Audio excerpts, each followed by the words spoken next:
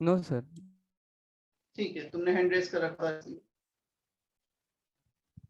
Next point, for Dalton's atomic model, atoms of different element have different charge, size and mass. Again, this point is not correct 100% due to existence of isobar.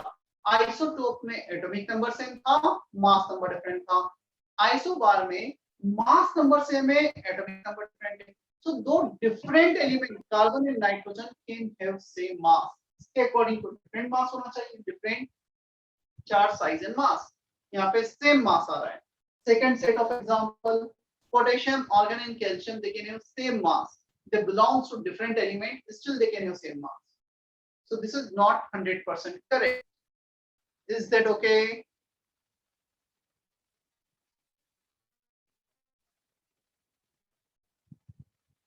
Yes, Yes. sir.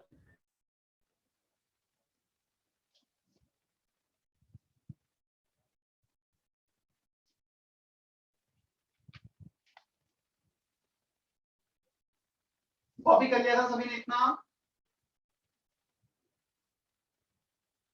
Yes, sir. Yes, sir. Yes, sir.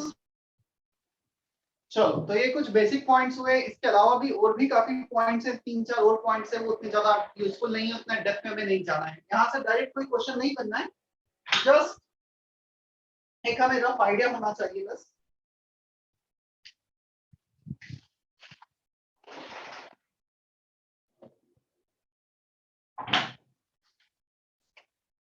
Sure.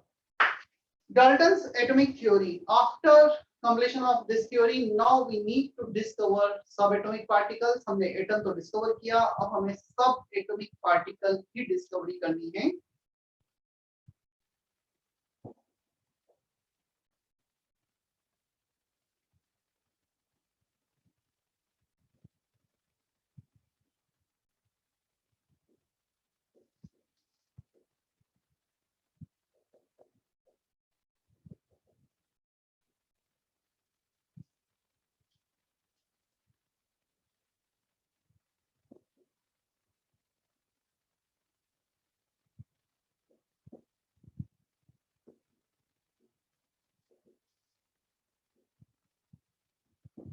Sir वो 4 ही postulates थे। हाँ, मतलब 4 ही postulate है जो ज्यादा useful है। होने को तो 6-7 कुछ पोस्टुलेट्स हैं, जो ज्यादा काम के वो मैंने बता दिए। ठीक है। हाँ सर। और अगेन इसमें Dalton atomic theory is not correct 100%। कुछ पॉइंट्स करेक्ट थे, मैक्सिमम पॉइंट्स उसके गलत थे, और जो गलत थे मैंने नॉट टू लिखा भी नहीं। हमें पता होना चाहिए ना कि कौन से सही है कौन से गलत। ठीक है मुक्ति? Yes, sir. Thank you, sir.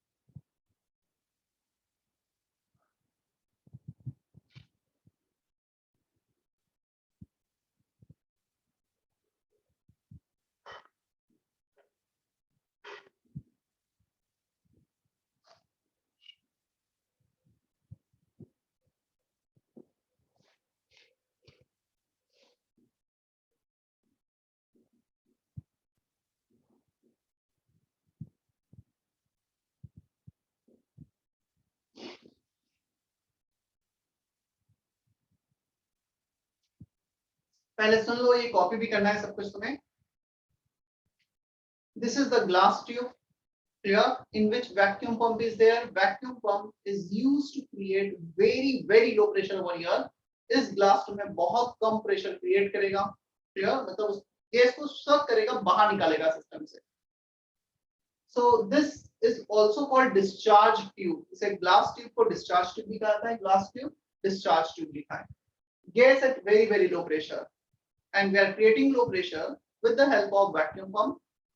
This is galvanometer or ammeter, which is used to detect electric current in the circuit. यदि कुछ इलेक्ट्रिक करंट आएगा उसे डिटेक्ट करेगा. This is battery, which creates very high potential difference in the order of 10,000 volt. बहुत ज्यादा potential difference है. और जब ये एक्सपेरिमेंट परफॉर्म किया गया था ना, तब तक तो हमें इलेक्ट्रॉन के बारे में भी नहीं पता था. तो ये जो पोटेंशियल डिफरेंस जनरेट किया गया था, वेन डी ग्राफ जनरेटर के थ्रू किया गया, क्लियर. और उस जनरेटर का जो साइज होता था, वो मतलब ये मान के चलो रफली 2 फ्लोर की एक बिल्डिंग, इतना बड़ा साइज हुआ करता था फर्स्ट टाइम. उसके हेल्प से पोटेंशियल डिफरेंस जनरेट किया गया था. नेगेटिव टर्मिनल, बैटरी के नेगेटिव टर्मिनल से कनेक्ट किया कैथोड, मेटल इलेक्ट्रोड. पॉजिटिव से कनेक्ट किया anode. This is also metal electrode. ये पूरा सेटअप है, जल्दी से ड्रॉ कर लो.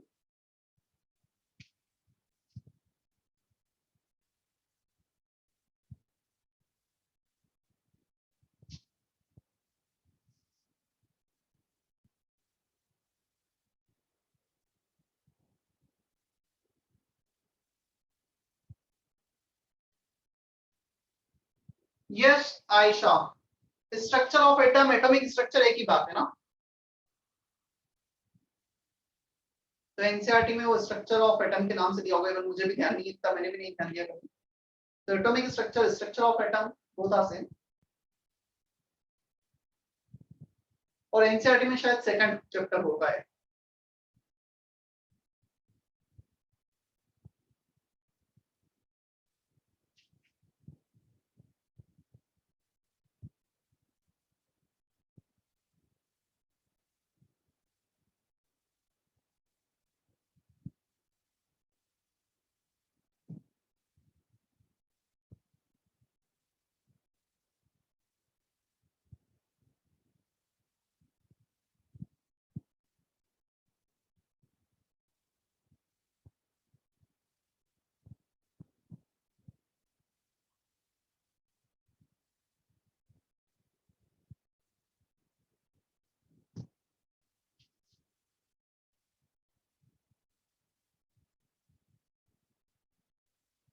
चलो देखो, when we create very high potential difference in the order of 10,000 volt and the pressure of gas is very low over here, so we get some kind of deflection in this galvanometer, in this ammeter. तो electric current को detect करता है, हमें इसमें कुछ deflection मिलता है.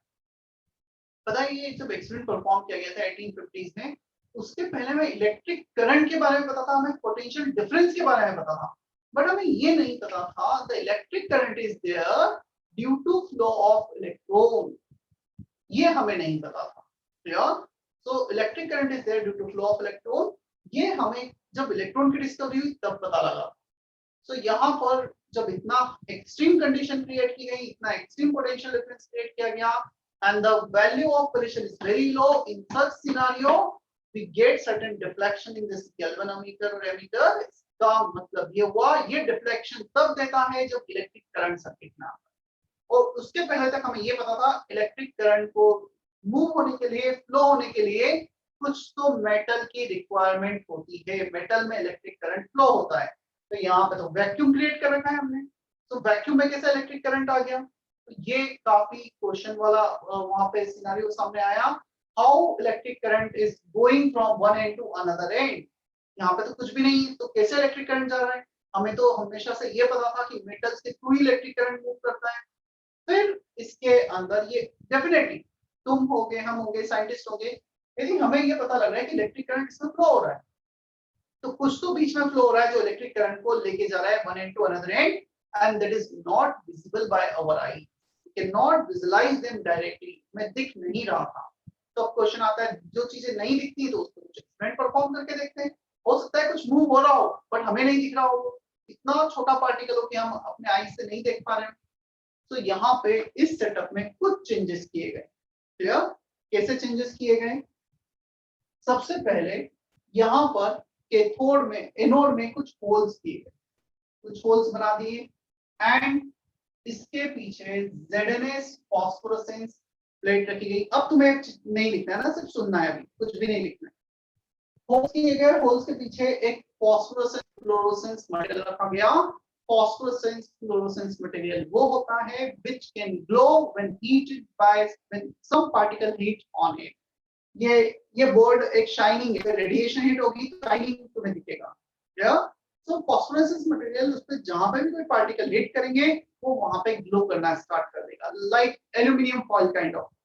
ठीक है, अब जैसे ही हमने होल किए, इसके पीछे फॉस्फोरेसेंस मटेरियल रखा, तो हम ये ऑब्जर्व करना चाह रहे थे क्या वो होल्स के पीछे कुछ हमें कुछ ऐसा पार्टिकल है जो स्ट्राइक हो रहा है। तो we get certain kind of white और ग्रीन स्पॉट्स। यहाँ पे हमें कुछ फॉस्फोरेसेंस मटेरियल पे just behind the hole we are getting certain spots. इसका मतलब कुछ तो है जो इस एनोड की तरफ मूव कर रहा है, जो एनोड पे होल होने के कारण एनोड को क्रॉस करके इस ZnS प्लेट पे स्ट्राइक होती है। Is that okay? इतना हमें समझ में आता है एक्सपेरिमेंट में। विधि, Sion, Sir, will you please repeat what that ZnS plate is Yes. called?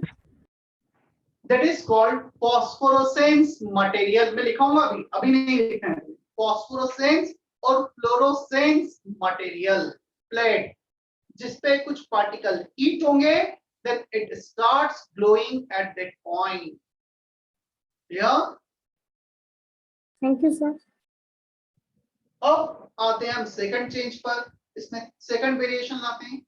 हमने एक पार्टिकल को रखा है यहाँ पर, opaque object।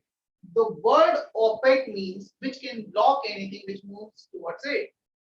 ये पार्टिकल opaque है, ये एनोड है, मैं कैथोड हूं, इसके बीच में यहाँ पे रख दिया।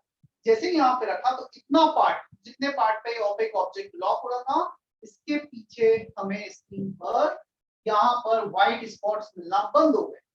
पोजीशन 1 पे रखा, पोजीशन 2 पे रखा, पोजीशन 3 पे रखा, तो यहाँ पर इतने पार्ट पर हमें व्हाइट और ग्रीन स्पॉट्स मिलना बंद हो गए। But if we put this opaque object behind this cathode, हमने उसको पोजीशन 4 पे रख दिया। जैसे ही हमने पोजीशन 4 पे रखा, now again we get white spots, green spots on ZnS plate. हमें वो मिलना वापस से चालू हो जाता।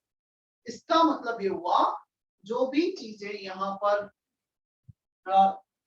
टुवर्ड्स एनोड मूव हो रही थी, फ्लो हो रही थी, that is generated by cathode। Simple सा लॉजिक है। ये एनोड है मेरा एंड, मैं खुद कैथोड। मैंने यहाँ पे ब्लॉक रखा तो ब्लॉक हो गया, यहाँ पे ब्लॉक हो गया, यहाँ पे ब्लॉक हो गया। अब मैं उसको अपने पीछे रख देता हूँ तो ब्लॉक होना बंद हो गया। मतलब जो भी the thing which is flowing towards the anode is generated by cathode। Cathode के पीछे रखने पे ब्लॉक नहीं हो रहा है, आगे रखने पे ब्लॉक हो रहा है। Clear? That's why initially it was known as cathode rays। एक तो स्पॉट्स मिल रहे हैं, जनरली हमें ये फील होता है रेडिएशन से तभी वो लाइट स्पॉट्स कुछ मिलते हैं। तो रेडिएशन जैसा फील हुआ, फर्स्ट सेकंड कैथोड से जनरेट हुआ, तो उन्हें नाम दिया गया cathode rays. Is that okay? क्या इतना Yes, क्लियर? तो यहां तक अभी हमें इतनी फील आ रही है, cathode rays they are radiations. कुछ रेडिएशंस हो सकती है जो इलेक्ट्रिक करंट को लेके जा सकती है। बट फर्दर कुछ और हम एक्सपेरिमेंट इसमें चेंज करते हैं सेटअप में। अब हमने सेटअप में क्या चेंज किया,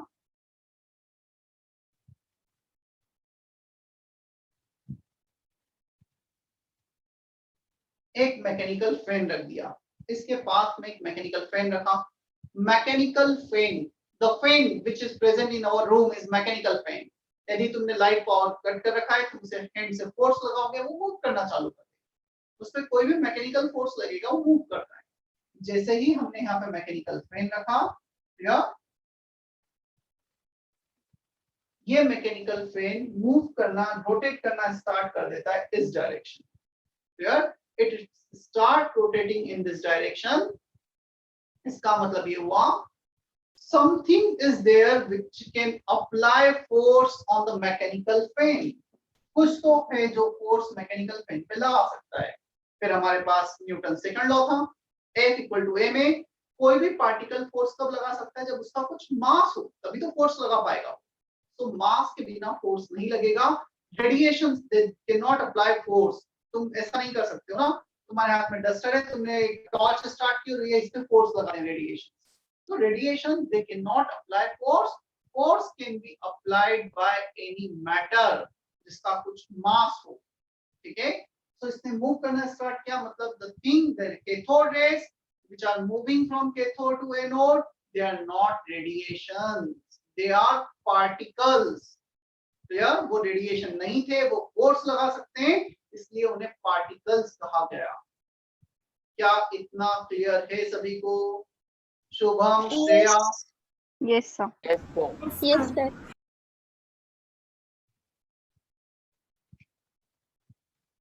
अब एक और डेविएशन देख लेते हैं, एक और चेंज देखते हैं इसमें। इफ वी अप्लाई इलेक्ट्रिकल और मैग्नेटिक फील्ड हियर, हम लेट से कुछ इलेक्ट्रिकल फील्ड लगा रहे हैं या मैग्नेटिक फील्ड लगा रहे हैं, this particle will deviate towards positive terminal. वो पार्टिकल जो कैथोड रेज थे वो उस डायरेक्शन में डाइवर्ट हो जाते हैं जिस डायरेक्शन में नेगेटिवली चार्ज पार्टिकल डाइवर्ट होता था।